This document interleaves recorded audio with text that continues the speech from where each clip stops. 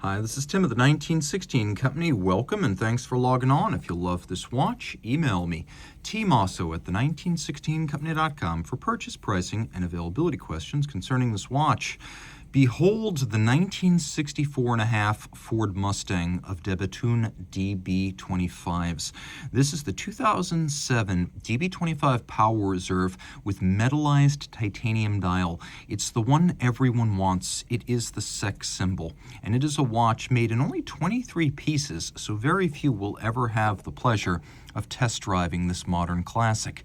It is classically beautiful, beautifully proportioned, and comfortable for people coming over from Jorn, Moritz Grossman, Voudelaine, and Holy Trinity, Lange, or a more conservative brand. Maybe people who are not of a DB28 persuasion. This is the Bethune for you.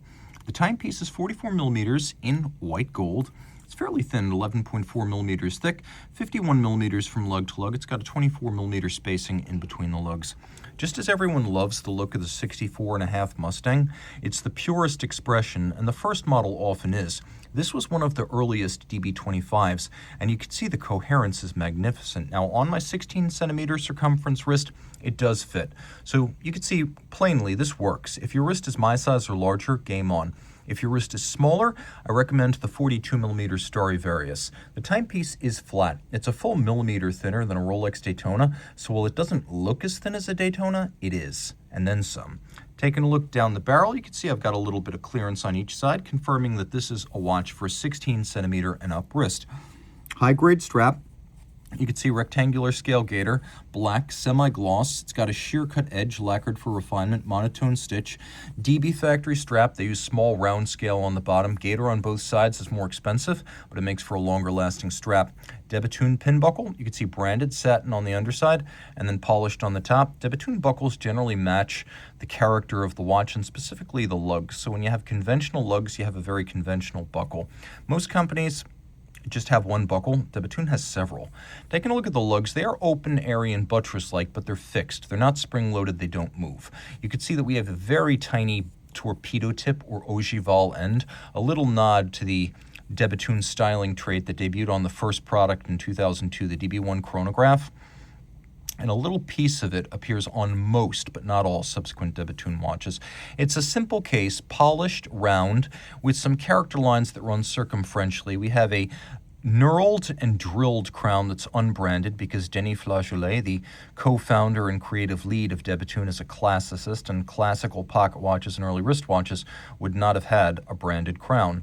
We've got a gray gold case. So gray gold is white gold, but it's the good stuff. It's not rhodium plated, nor does it need any plating to be white. Never needs to be replated. If it's ever scratched, it's the same color underneath. So when you hear that term gray gold, it's an 18 karat white gold alloy that does not need plating.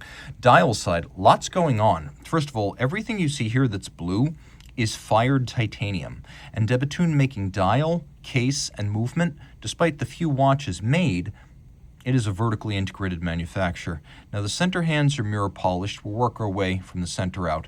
We have a lathe engraving, so guilloche, but a very forward-looking modern take on lathe engraving. So we have this concentric pattern on the dial called microlight. Then we have a darker firing of titanium on these polished cabochons that act as the hour indices, and outboard of that you can see a chemin de fer, actually on two levels, the base level of the dial, and then stepped up and metallized on the outer layer of the dial, where you'll also find metallized deposits forming Arabic numerals. So a lovely reflective mirrored metallization that acts as a time track to supplement the inner one. And then we have this toroidal outer track that has a little bit of a camber from inside to outside, so it's not flat. It's media blasted and fired blue, but you can see there are several different takes on fired blue titanium here. Up at the top of the dial, we have the metallized name Bethune with a lovely vaulted projection along the top of the dial that I really love. The form factor is matched. We're going to wind this up so you can see the power reserve indicator, because this is the DB25 power reserve, and it goes from all red to all silver. It will wind itself. It has a 6-day power reserve, but if you wish to see The power reserve in action, manual winding is advised. Turn it all over. This is a 30-meter water-resistant watch. There is a little plastic film over the back, so if it looks a bit hazy, that's just because this one's just come back from factory service. 30 meters water-resistant. You can see the movement features a 3/4 bridge with hand snailing and media blast. 2 barrels in there, self-adjusting, that's patented. We have the shock protection system for the winding mechanism, really for the ball bearing of the winding system. That is also patented. We have a white gold mass outboard on a blued titanium rotor. And so Denis wanted the broadest possible stance so the rotor would have a pronounced polar moment or turning force and apply a lot of torque rotationally. Problem is, the longer you make the arm, the more torque can be created torsionally, and that damages the ball bearing. So Denis created the system of 4 cantilever springs, each with 3 inset jewels to protect against that undesirable torsional movement, and then the jewels minimize the friction as the rotor comes into contact with the springs. Then we also have more fired blue titanium. In fact, everything you see back here that is blue is blue titanium. We have 1, 2, 3 shock protection springs, triple parachute it's called. It is patented. The purpose is twofold. 1, avoid damage under shock. 2, improve chronometry. It does both.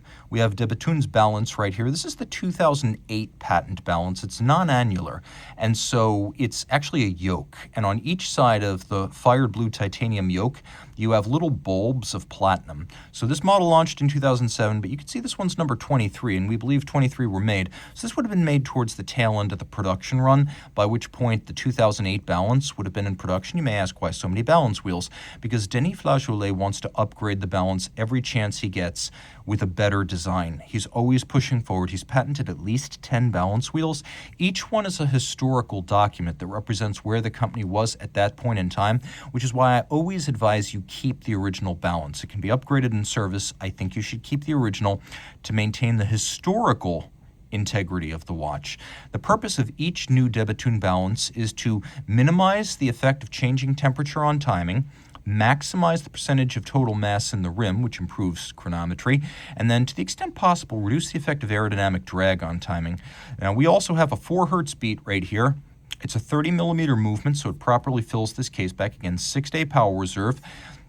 And though you can't easily see it here, there's a hairspring curve with the terminal curve shaped by hand using a patented de Bethune curve profile that allows it to breathe concentrically like an overcoil while still being thin and flat like a flat hairspring, and also potentially more shock resistant because a flat hairspring is less likely to get hung up on its regulator. There is a silicone escape wheel to improve efficiency and reduce the need for lubrication that is in there. You just can't really see it below the balance, but when you have the watch in your hand with a loop, it's easier to see.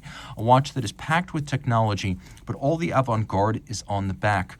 All of the traditional pulchritude is on the front. And so this is really the sexiest DB25, one of the earliest, one of the most traditional, and one of the most sought. It's also one of my favorites. So if your wrist is my size or larger, game on. Reach out to Team Mosso at the 1916company.com for purchase and pricing details.